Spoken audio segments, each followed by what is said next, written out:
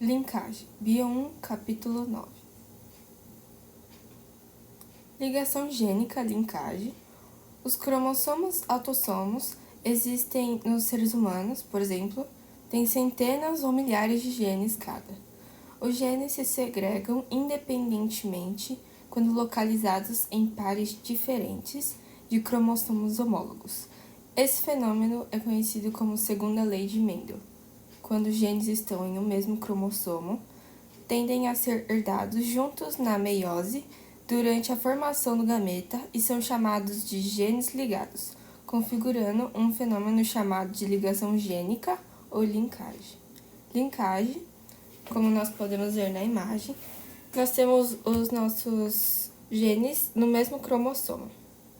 Já quando nós temos os nossos genes em cromossomos diferentes, podemos ver que eles são identificados como par de alelos em diferentes cromossomos homólogos. Thomas Hunt Morgan. Ele foi um dos testadores da segunda lei de Mendel, analisando os possíveis resultados que davam. E no caso, ele percebeu que dava resultados diferentes.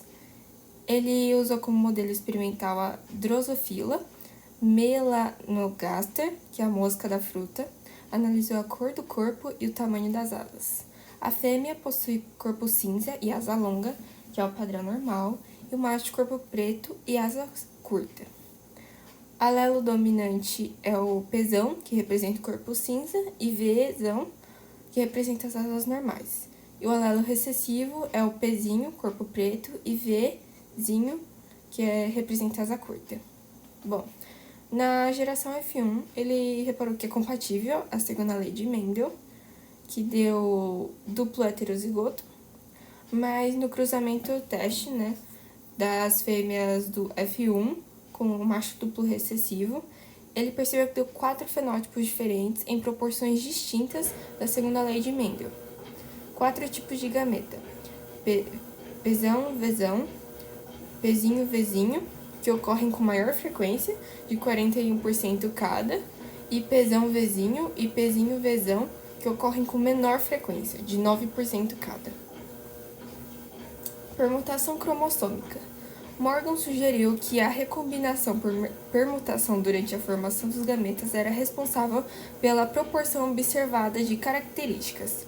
Morgan se baseou nas ideias propostas em 1909 pelo citologista belga Frans Alfons Janssens. Janssens propôs que, durante a prófase da meiose, as cromatídeos de cromossomos homólogos passam por quebras e trocam pedaços. Esse processo de troca de pedaços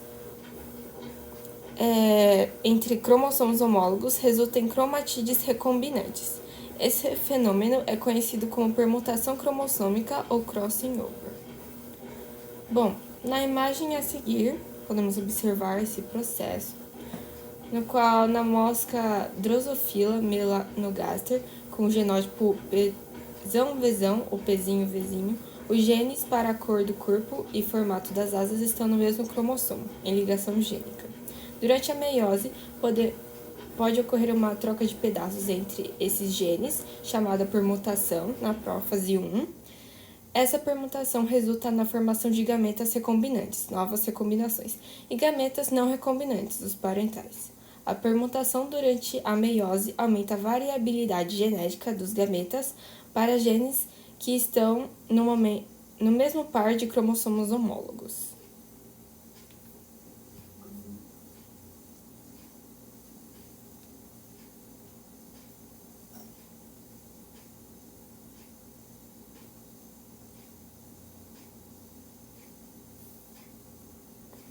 Taxa de recombinação.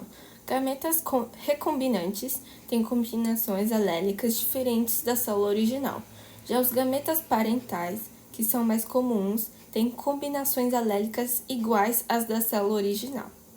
Para descobrir a porcentagem de gametas recombinantes no total de gametas produzidos, utilizamos a taxa de recombinação, ou também conhecida como taxa de permutação, que é representada pela seguinte fórmula.